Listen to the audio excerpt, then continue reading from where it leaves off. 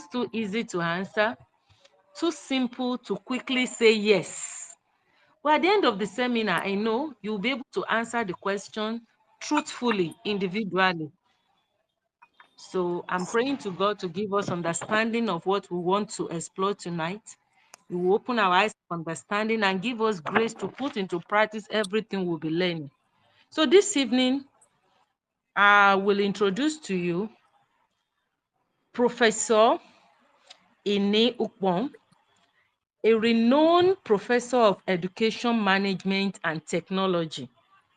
Professor, good evening, sir. Good evening to you all. Thank you. Thank you very much, sir.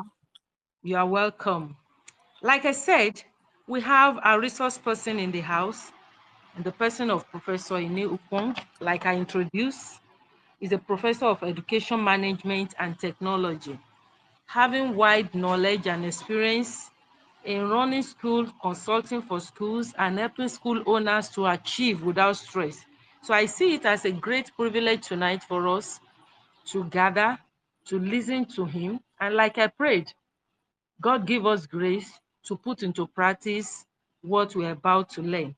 So tonight, I want to encourage you to open up. If you have not gotten your pen, your jotter, you can quickly stand up now and take one or two things so as to help you. So, Professor, over to you, sir. Thank you so much. You are welcome.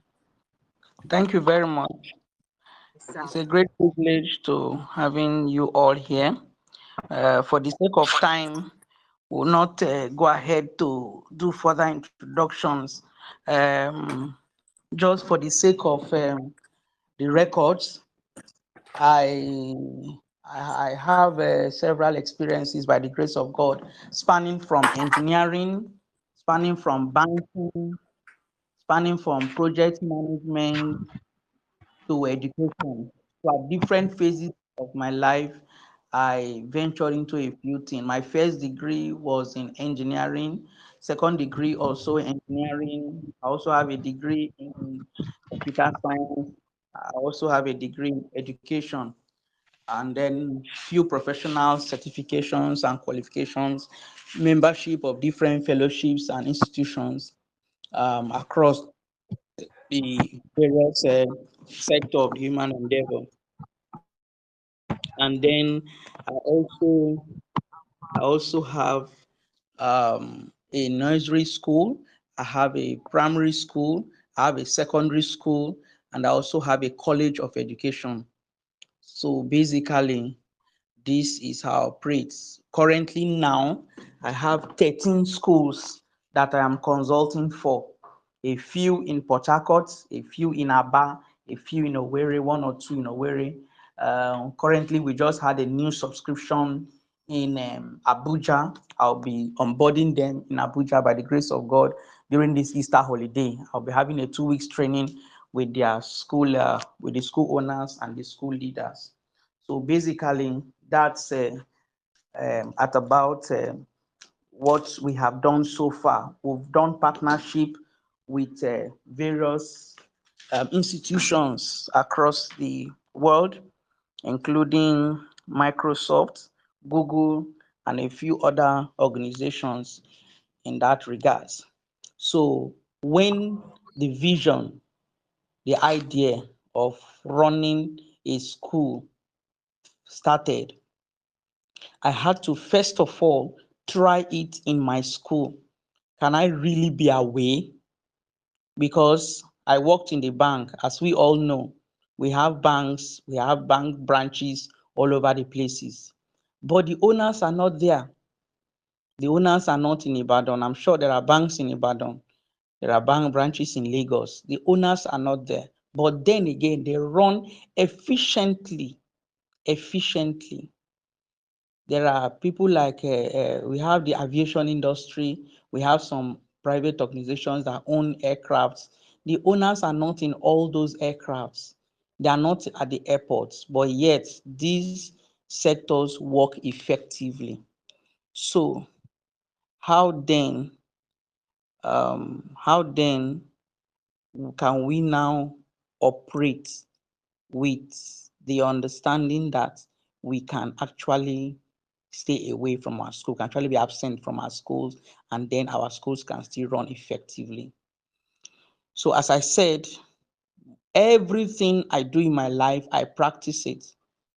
Everything I do in my life, before I come out to teach it, I practice it, both as a Christian, both as an educator, as a person, as a family man. Everything I do, I practice it. Before I tell you that this thing is working, know that I have practiced it, I have experienced it, I have tried it. So we started with my school and it worked perfectly well. As I speak to you right now, I am in Abia State.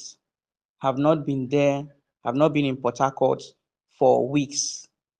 I don't, in fact, I don't have any need to go there. One of the times I visited, hilariously, the security man bounced me. He bounced me. He asked me if I have an appointment.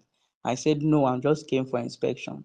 He said, what is my name? I told him. He said, I should wait outside. And that is the protocol. I didn't bother. I didn't shout. I didn't scream. I didn't say, do you know who I am? Because that is a system that is functional. So he had to go in, get the head teacher, and then the head teacher asked him to bring me in and all of that. So it is possible. To further confirm that, I also have another school owner. We have become partners. And the same thing when I started, she saw my post online and reached out to me, and I told her this is what I'm experimenting. And of course, she also gave me the go ahead, and we created a blueprint for her as well. As we speak, she doesn't have to be there. In fact, currently she works with the Ministry of Education, River State Ministry of Education, and she's not always at her school. She's always at work. So the long and short of our introduction is that this is possible. This is possible. So let us begin. Let us begin. The first thing I want to say after this introduction is that every one of you, every one of you that is listening to me, just have it behind your mind that it is possible. That is just it. It doesn't matter how your school is running. It doesn't matter how it centers around you. It doesn't matter when you travel, how they mess up things. It doesn't matter. All I am saying is that it is possible. That's just the beginning. No matter what you are thinking, there's no buts about it. It's possible. Whether you agree or you do not agree, it's possible. So it's better you agree, open your mind, and then listen to what we are going to share with you. So, how can we now achieve this? That your school will run in your absence. How do we achieve this? First and foremost, why are you in the school business? What is your vision? What is your mission? What brought you into the school business? Don't tell me it's education, it's passion. Don't tell me that. Just sit down. Don't tell me that your vision is raising inspired learner. No, no, no, no, no. Don't, all of those are just normal jargons. As I'm talking to you now, whether you are sitting, lying down, or standing, whether in your sitting room, whatever, just deep down in your heart, what is it that brought you into the school business?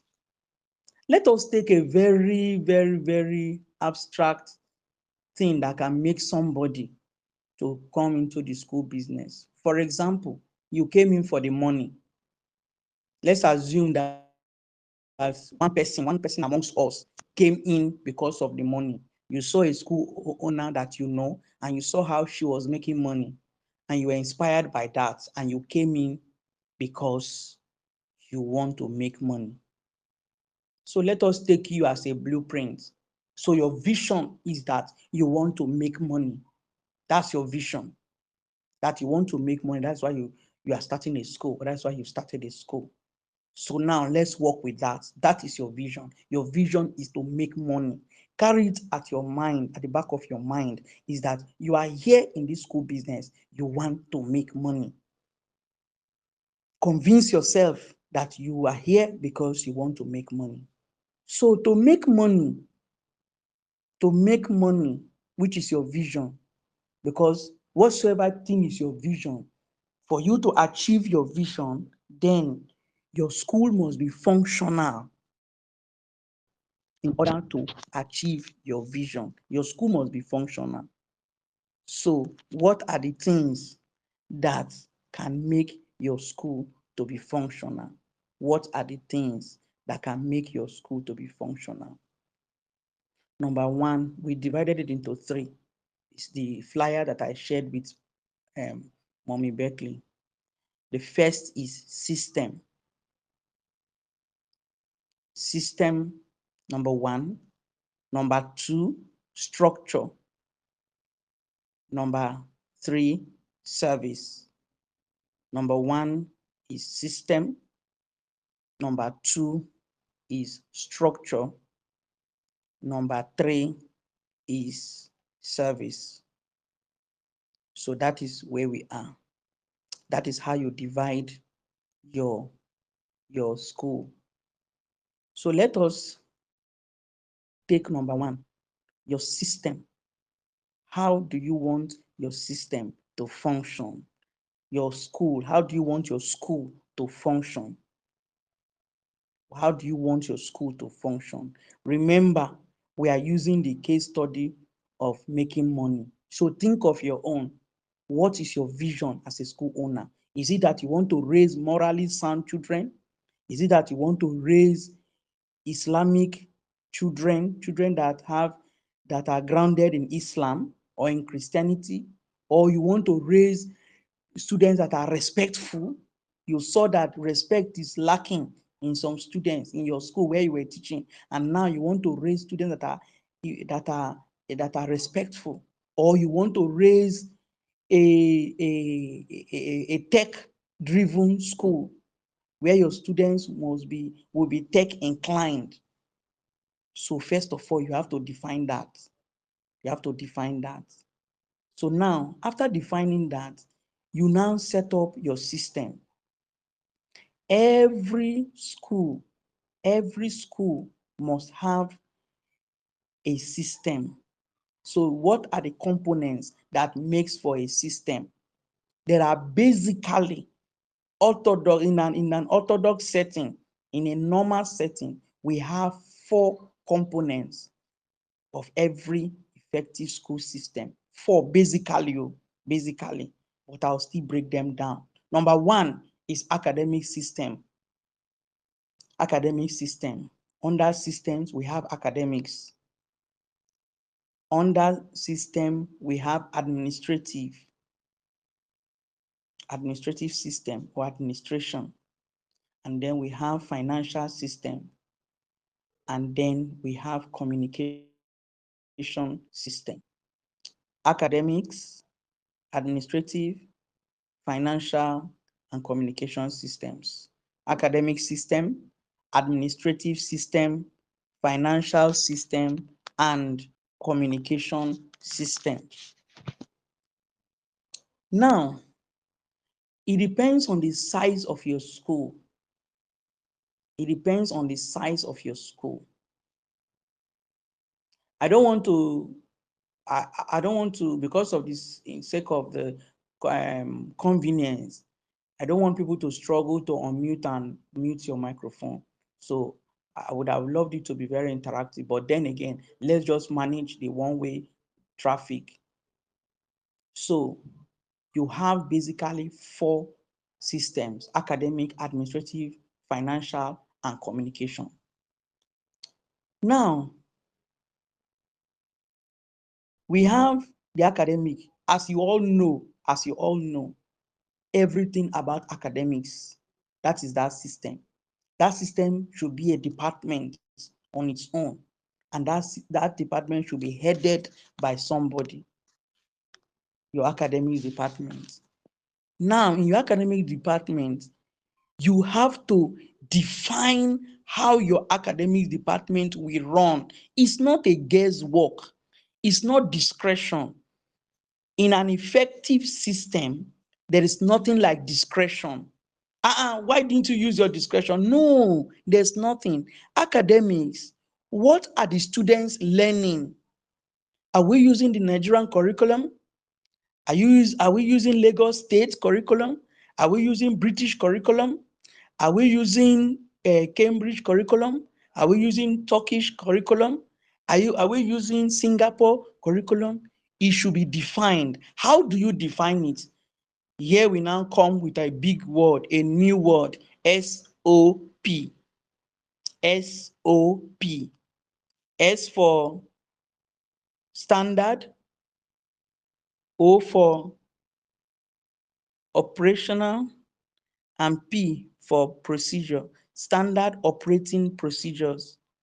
Standard operating procedures, SOP. So for an effective system, there is no discretion. Discretion is not allowed. Creativity is not allowed. Please take note of what I'm saying. As by the grace of God, as a school owner, as a school consultant, who have effectively put down structures that run in the absence of the owners. So in effective systems, there are no discretions, there are no creativity. What we have is system, and system is defined by SOP, a standard operating procedure. What do I mean? Academics, we are going to use the Lagos State scheme of work. For example, basic 1, mathematics, we have the Lagos State scheme of work.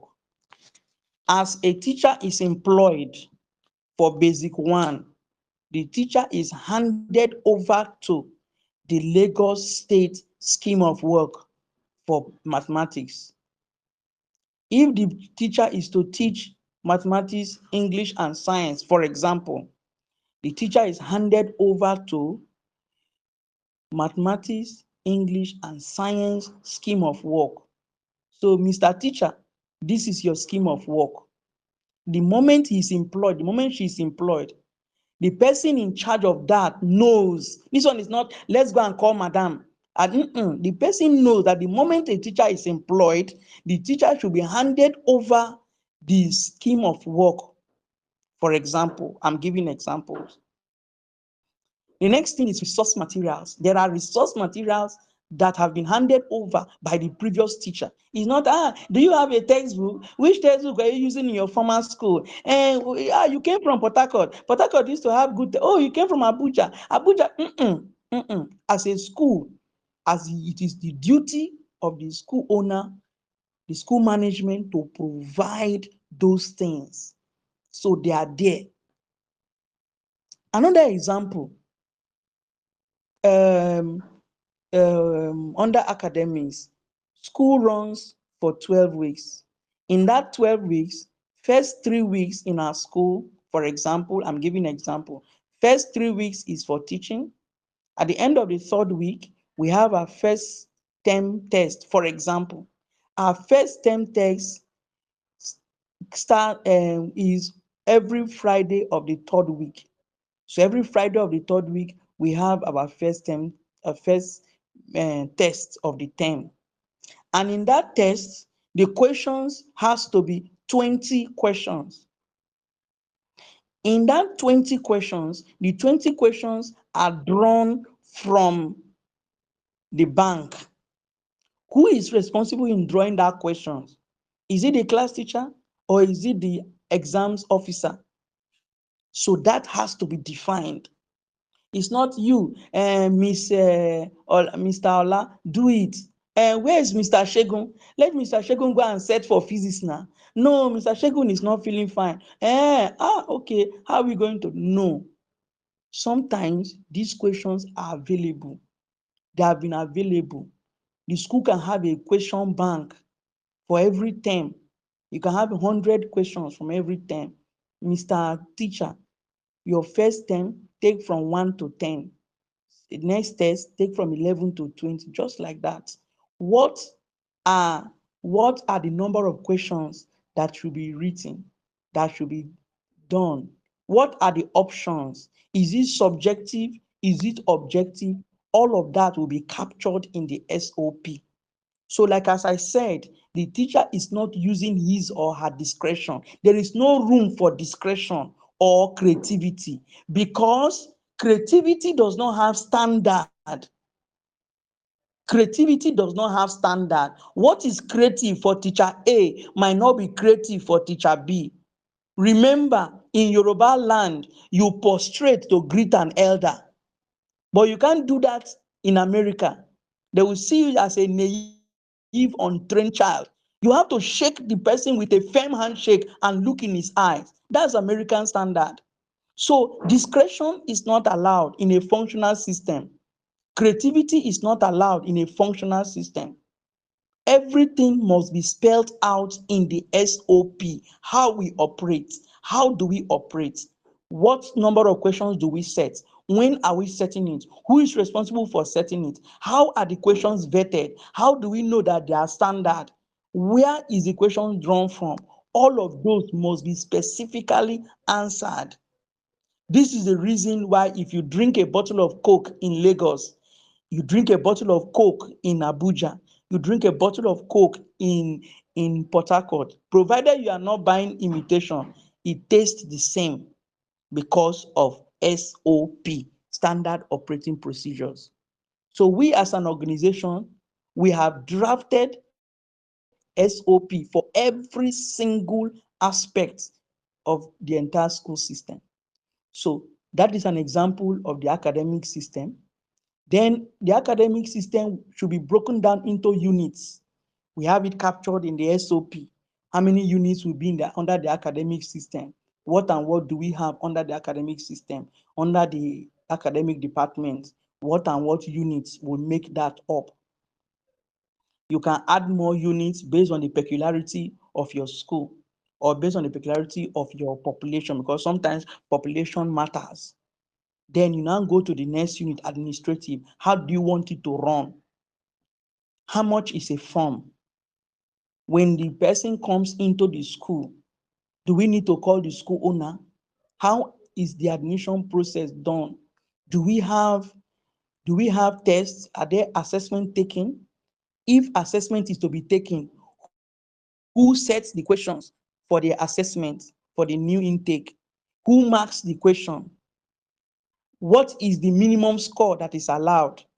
If the child performs poorly, what is to be done?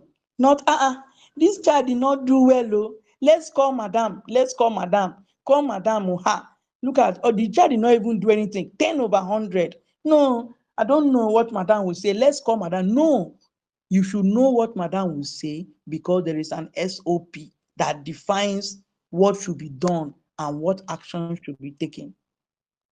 So it is, there will be various units based on the peculiarity of your school system.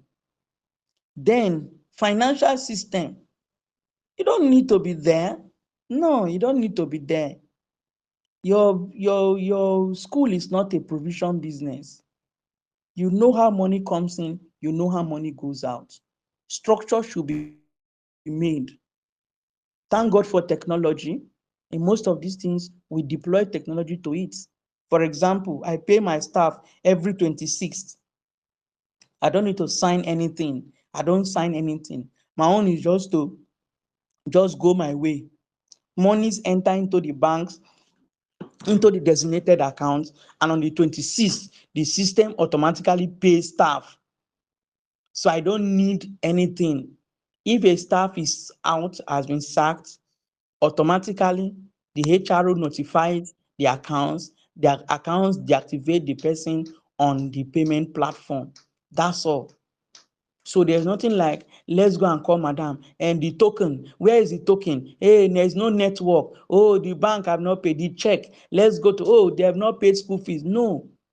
By 26th of every month, salaries drop. That's it. Sometimes they will be in the church.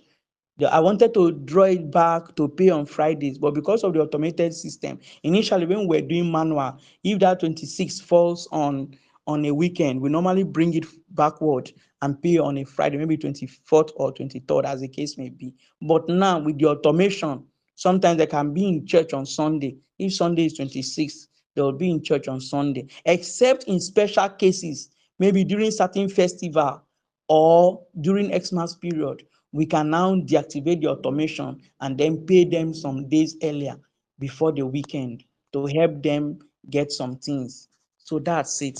So an SOP is drafted for your finances. How do you want it to run? How do you want to collect your school fees? Do you want installment payments? Do you want full payments? How do you want to collect your fees? So that will be defined in the SOP. Then your communication system. Communication, very, very, very important. For instance, Friday next week is Mufti Day, for instance, and you discuss it amongst yourself at management level. Friday is Mufti Day. You tell your teachers Friday is Mufti Day, and yet your security men are not aware. That's a failed system. Your people that is at the gates, the minders, the other people who are not on the teachers platform, they are not aware. Parents are not aware because they told the children to go and tell their parents. No, communication must be top notch. You must define it in an SOP. Who are you communicating with? How are you communicating? For example, we have management units, we have management units, we have junior management, we have senior management, we have administrators, and then we have teachers. Those are minders and assistants, security men, support staff, all of those are categorized under staff. Then you now have your parents that are already in your school, your parents. There must be a channel for effective communication. Thank God for WhatsApp, thank God for Telegram. But in all fairness, if you have if you have 500 children, if you have 300 children, and you have 90 parents, are you sure all the 90 of them are on WhatsApp? Are you sure that all the 90 of them are on WhatsApp? So if your communication is effective, it then means that you must define it in such a way that if we have 2 or 3 parents or 4 or 5 parents who do not have a smartphone, because it's possible, some maybe it is lost, misplaced, or faulty. They don't have a smartphone. So if you send WhatsApp message, they will not get it. They will not be able to read it. So what do? Your communication will be so effective that you have group for parents who are on WhatsApp. Parents who are on WhatsApp are divided into two. There are parents who are always on WhatsApp. You have to define those people. Then there are parents who are on WhatsApp, but they are not always on WhatsApp. What do you do to those ones so that impromptu messages can also get to them? How do you tell them to check? Let's say overnight you have an issue, an important message to pass. Maybe it's weekend already and you want to pass. How do you get those people? It is captured in your communication system. We also have parents who do not have smartphones. Either it is lost, misplaced, or faulty. They don't have smartphones. So those people, how do you do to them? How do you reach them? There must be a communication system that will cover those category of people. Then you now have your, I call them enquirers. You must have a list for your enquirers. What do we mean? How do we get enquirers? Not just only those who come to ask for admission and never come back, not only those. Any person that walks into your school is a potential parent. Whether someone is coming to ask for fees and is not coming back, you should have his name, have his phone number. Whether it's a vendor that came to supply something for you, you should have his name, you should have his phone number. When you have events like end of year parties, open doors, inter-house sports, and other school events, You should have names and phone numbers of your parents, of parents who are not parents of your school. You should have them. All of those are inquirers. So they should also have a special communication system where you reach out to them occasionally. So that is an example. I'm taking time I'm spending time on this so that, because it's a very, very important aspect of what we are doing. So these are basically what you do. Now, it depends on the area with which you are lacking, You have to focus on that, get it right, and get other units right. So, how to move from running a school to building a system. That is what you should take on this segment. You are not running a school, you want to build a system. So the transition is that right now you are running a school. That's why you are stressed. Most of you are pained. Most of you you cannot do anything, you cannot go out, you can't take vacation, you can't stay out of the school because you are running a school. When someone is running a school, it's like you are running a school now. So you have to be there always. But when you build a system, you are no longer running a school. The system runs itself. The system runs the school. So the transition is from running a school to building a system. So let's do a summary on this segment. We said that first of all, you must go back to your drawing board and define your vision and mission. You yourself, you should know why you are there, why you are into school business, before you can sell it to others. If you don't know why you are here, you can't sell it. Why are they coming to your school? There are schools that are focused in passing external exams. Don't laugh at them. If that is their vision, let them work with it. These are schools. We are known for passing external exams so well. So that is the first thing. What are you? What are you? In one word, who are you as a school? Just one word. Tech, moral, external exams, leadership, vocational. What is that one word or one sentence that can define you? That's the first thing. Forget all the grammar you wrote on your vision board and to become the number one person. Leave all those ones. All those ones are theories. They are good. But in one statement, who are you? That's the first thing you should define. For instance, myself, I'm a leadership. My school is a leadership and tech-based school. That's my vision. I want to raise responsible children. So any child that passes through my school must be responsible and must be tech oriented. That's it. So we teach tech at all levels, from nursery to secondary. We teach tech. We don't say tech is from upper primary. No, we teach tech from nursery to, to secondary. Everybody is responsible for himself. A child comes into the class, he takes his bag, whether it's in nursery or primary, he takes his bag to where the bags are kept. Though sometimes because of the height and level, the minder can assist him at that point. But he knows that he has to take his bag to that place. He knows that he has to open his bag and bring out his homework and place on the teacher's table. He doesn't need to wait for anybody to tell him, to remind him. He knows. So, what are you in one word or in one statement? Then, what are the components? You create your components that makes up the effective school system. I mentioned for academic, administrative, financial, communication. However, like as I said, there are more departments that can be created. There are more.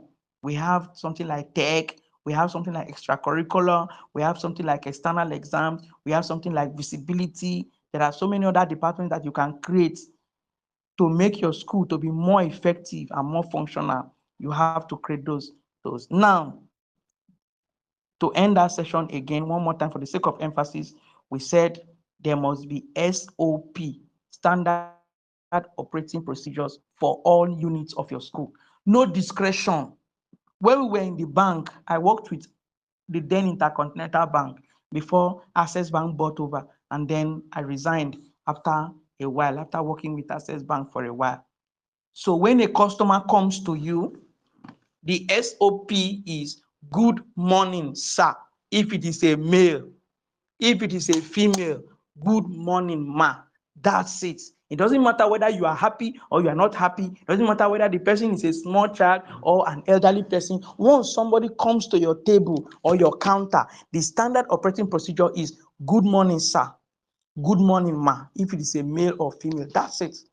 Before you start doing anything, good morning, sir. Good morning, ma. When you are done with the person's transaction, whether you are happy, whether you're not happy, whether the person insulted you or the person doesn't insult you, the standard procedure is thank you for banking with us. That's it. Thank you for banking with us. That's it. So if the person insults you, as the person is insulting you, you're telling him thank you for banking with us. People who will check whether you are doing those things are there. You will not know. In those days, we call them mystery shoppers. You will not know. They will come there, disguise themselves as customers, and check, try to insult you, try to push you, try to get you angry, and see if you, when they are going, you are not going to tell them anything. But because we operate with SOP, whether you are angry or you are not, you say, thank you very much for banking with us. It is when customers have gone that we start abusing them, because they have gone. The standard operating procedure is that once a customer is before you, you smile and attend to the person, and that's it. So let us transit from running a school to building a system. All right. Before we continue, just one second, one second. Tell me you can hear me. Unmute yourself, say you are following, and mute yourself back. Just very quickly, randomly. Unmute yourself, say you can hear me, and then mute yourself back so we can continue. We can hear I you very can well, hear sir. you. Thank you, thank you, thank you, I can hear you very well. thank you, thank you. I can hear you too. What Thank about our you. people? Other people are not responding. Akin Shami Bola, can you hear me? Akin Shami Bola, I'm sorry if I didn't pronounce it well. Odutan Faith, can you hear me? Mercy Kwofie, can you hear me?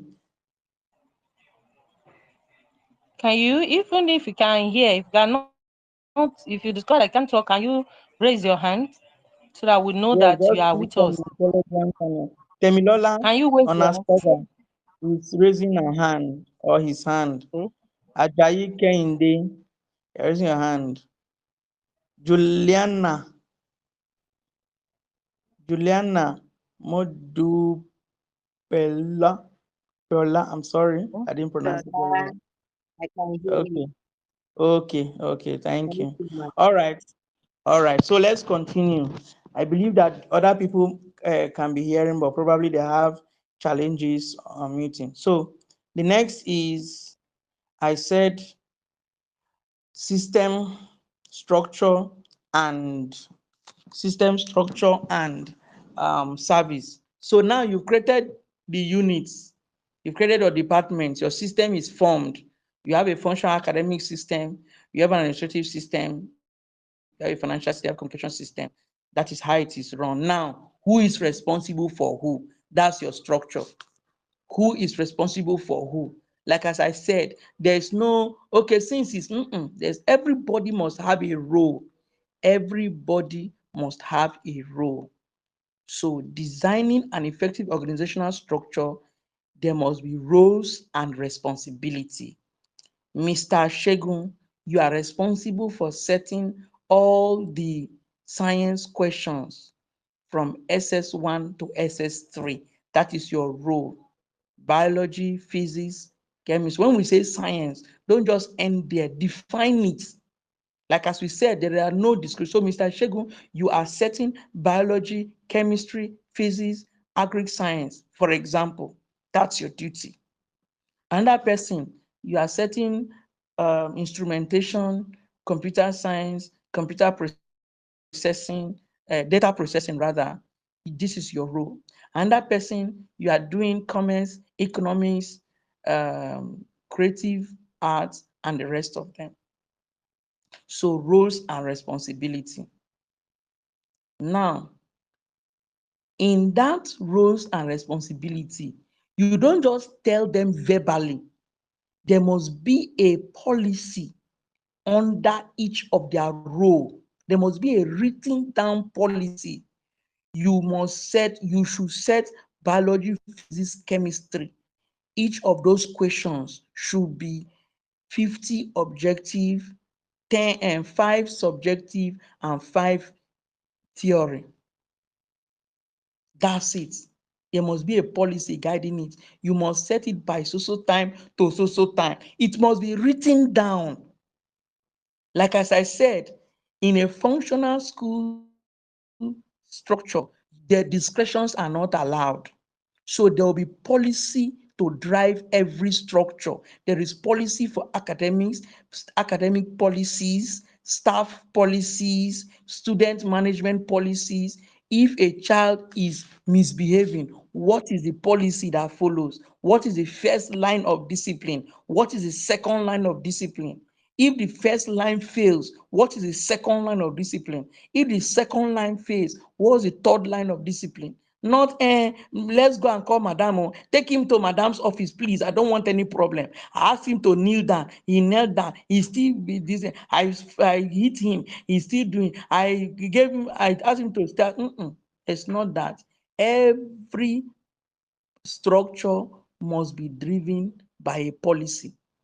So there will be policy for everything. We have drafted policies for everything with our SOPs for everything. You have academic policies, staff policies, school management policies, structuring for growth and expansion, everything. There are policies out there. So you now as a school owner, map out your current structure, write it out based on what I've said to you now. Compare what you have on ground. Identify the gaps that you have from what I said. Do you have academic policies written down? Not this is what we staff meeting. Everybody come. As from today, I don't want to. There should be an academic policy written down, printed as the case may be, or sent via soft copy and handed over to the teacher. The teacher must acknowledge in writing that he or she has received the policies. For example, in my school, Mondays, you dress corporately. Corporate means we defined it.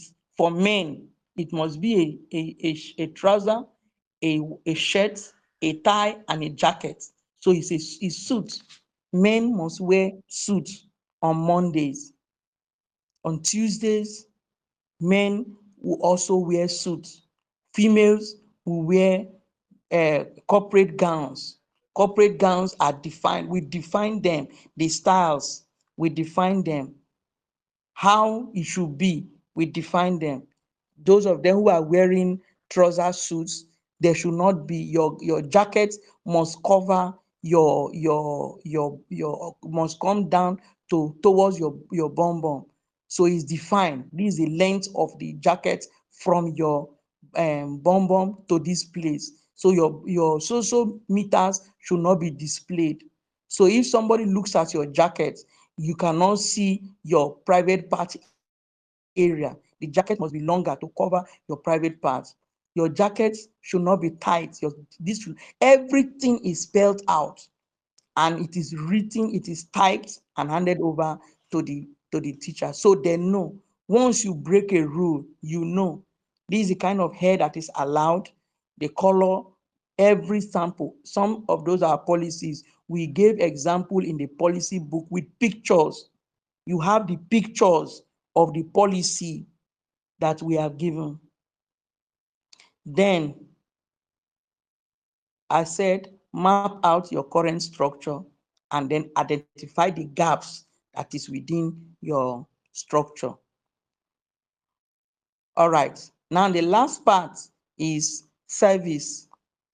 Service.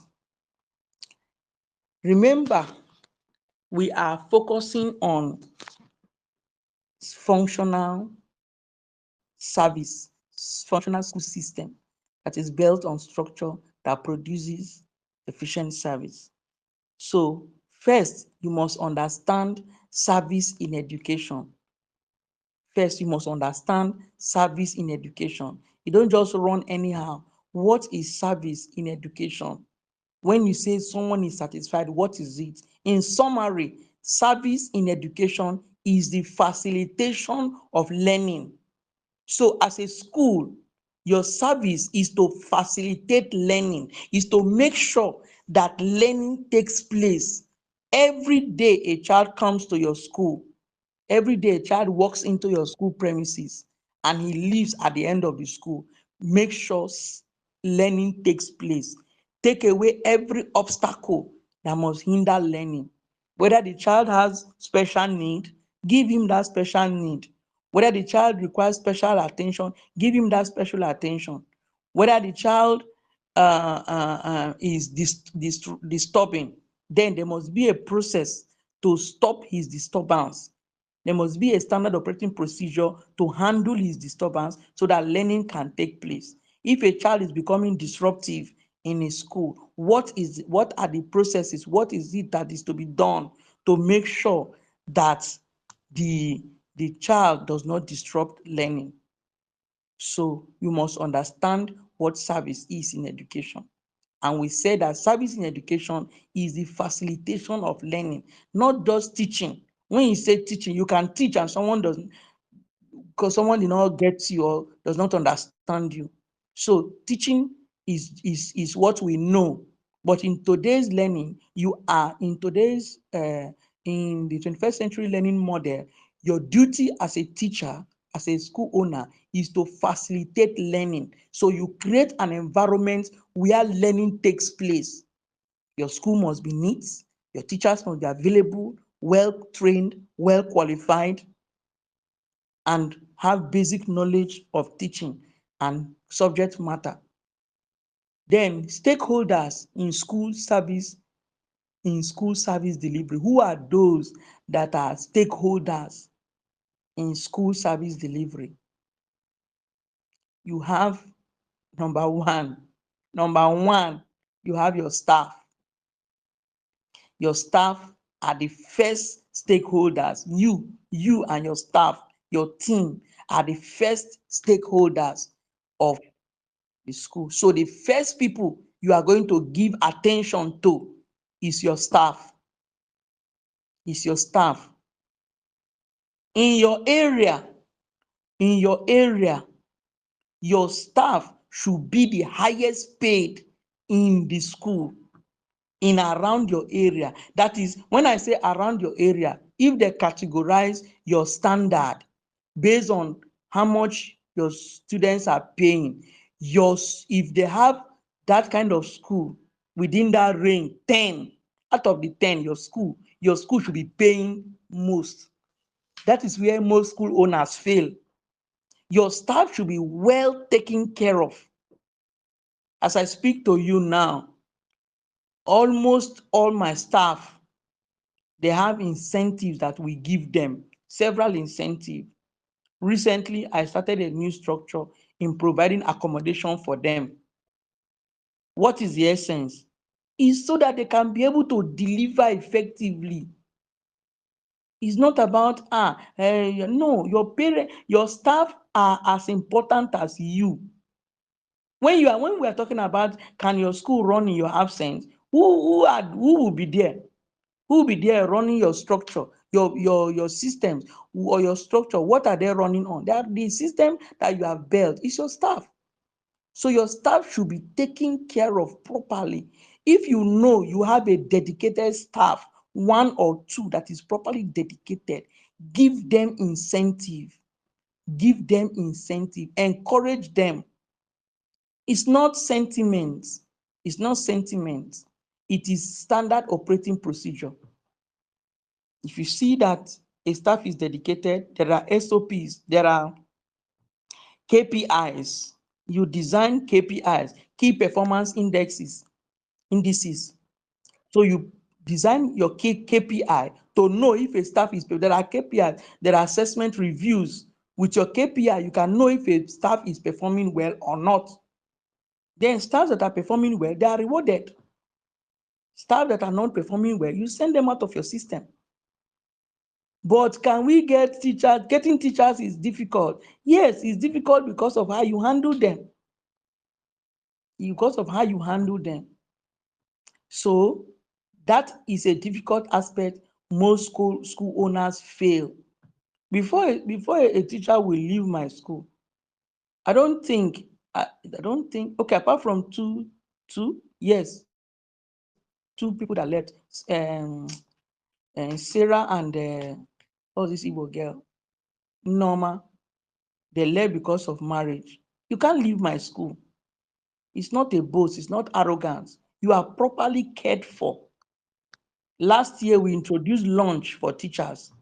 All of this cost is not free. I embedded it into the cost, into my cost of remuneration. I embedded it into it. So staff have lunch. Every day, staff that are entitled to lunch because we have a kitchen. We have a kitchen that cater for students who pay for food, and then we also cater for outside for the public as well. So we factored in that cost into it, and it's encouraging them. So your staff are your stakeholders in service delivery. The next are obviously your students. You must make sure that learning takes place at every point in time. Every problem we have in education sector, malpractices, vices, every issues we have in the school is as a result of as a result of teaching not taking place in the classes, learning are not taking place in the classes, learnings are obstructed because of several obstacles with which school owners and teachers are not overcoming. Your students are not your friends. Your students are not your friends. We have SOPs for that. We have policies for that. Sometimes for my what do you call it? For my secondary, we do no contact policy. Students are not allowed to hug teachers. Teachers are not allowed to hug students in the secondary. It is only a handshake or a high five. That's the school policy. Oh, you lost your mother. Ah, come. Sorry. You give a female female teacher hugging a female teacher is okay in your eyes. It's okay. So if a man is now doing sympathy too, he will also have to hug her. Then what of people who have ulterior motives? So we don't want to know whether you have ulterior motive or you don't have, whether you are consoling or you are not consoling. The standard operating procedure is that nobody contacts between students and teachers of this institution. The students are not your friends. They are your students. They are your clients. Your duty is to offer them service. If they have any need for your emotion management, your guidance or your counselor is there. If you don't have a school guidance or counselor and you see that a child is unnecessarily becoming emotional, call the parents. See, oh, your child has been very emotional. Don't allow a teacher to take a student into a private place, whether female teacher or female student. If that person is not a trained guidance or counselor, he is not permitted to carry a child into a private office, whether a male or female, whether female to female or male to male. The SOP covers that. Then you have your parents. Your parents are not your friends. Your parents are not supposed to come to your private events. You are having birthday, you now invite your parents, your school parents. How about your families? How about your in-laws? How about your siblings? Your parents are not your friends. Your parents are your clients. When you blur the line between business and friendship, this is the reason why your policies cannot stand. So your parents are not your friends. Your parents are your clients. So you treat them as clients. Everything starts and ends at the school. Don't say, oh, my dear, how are you? So I learned that your husband said he's from Obomosho. Ah, that's where I'm from now. I never knew that you might Obomosho man. Oh, ekpele ma, ekpele. Oh, that's nice. Oh, Oh, that's nice. You know what? On Sunday we are doing our 20th wedding anniversary. Please come with your husband, come with your children, please, so that you meet my husband. You are wrong, very, very wrong. That's why your policies cannot stand. That's why your systems cannot stand. That's why you have to be there in your school, because you have crossed the line. You have mixed business with pleasure. So your stakeholders in school service delivery are your parents, they are your clients. You treat them as clients. Everything starts and ends in school. They have a policy, they sign a policy, you let them know. The ones that are not learned, that cannot read or write, you make provision for them to go through the policy. If it needs you to get a teacher to explain it point by point to them in vernacular, you do so. At the end of the day, you show them where to sign. So they are your stakeholders, you handle them. And also, lastly, remember we talked about your inquirers. They are also your stakeholders, because potentially some of them are the ones to spread your news. They are not your parents, so, but they know how to spread your news because they are getting information. So you should also take them in cognizance as your stakeholders. Whatever thing you can do, whenever you have an event where you know that it is open to everybody, both non-parents of the school, you must have to recognize them in such programs and activity. So building a service culture in your school, communication and relationship management, handling complaints and feedback. That is what we have under service delivery. Number one, understanding service in education. Number two, understanding, knowing and identifying your stakeholders in school service delivery. We said they are your staff, your parents, your students, and your inquirers. Then building a service culture in your school. A service culture in your school is very important. There must be a culture of service in your school. When a child pays, you don't say, they've not brought the books from Lagos, so chai, madam, sorry. So, this one, you brought in Shegun and you brought in Kehinde. I've given Shegun his uniform, but Kehinde, his uniform has not come. Please, ma, epelema, please, bear with us. Bear with us. These tailors, God is only God in heaven that will judge these tailors. No, that's failed service delivery. Before the end of July, all your supplies have arrived. If you structure it well, in my school, students pay for books in third term. So your third term school fees carries your books money. So as you are paying third term fees around April, as you are paying your third term fees in April, you are paying for books. So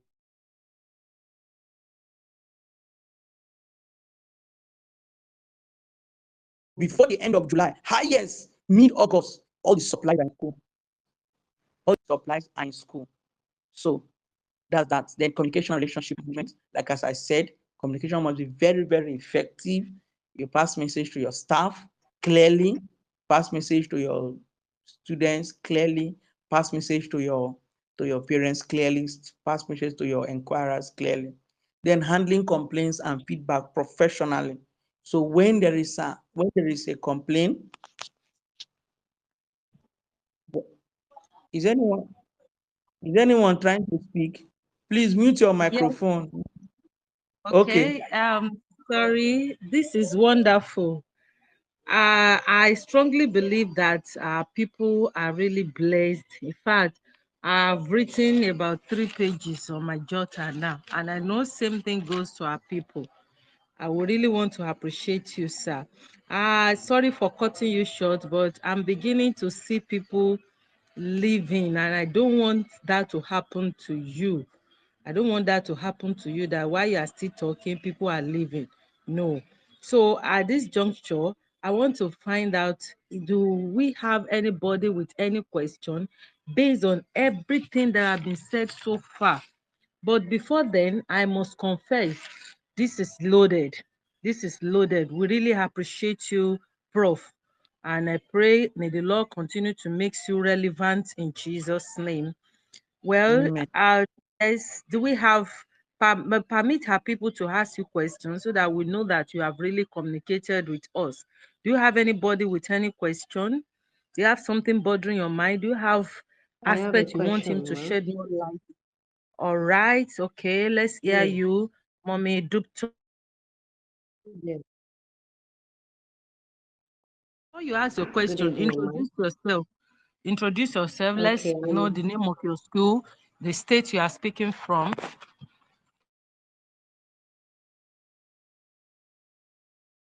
Head, Mommy Duptoy.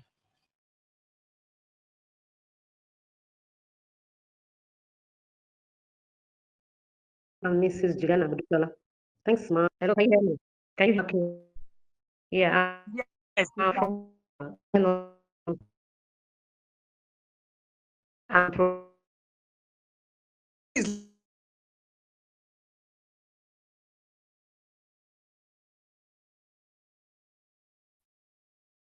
All right, Mommy Duptoy. Hello. Sorry, I think Can you hear me? Hello. the network was bad as at that time. Can we hear you? I can see that you are back online. Please go ahead and ask your question. Can you hear me now? Mommy Duptoy. Hello. All right, maybe while waiting Is anybody for her, there? do we have another person? Okay, Mrs. Juliana, you can talk now. Mrs. Juliana, please. Can you hear me? Mrs. Juliana.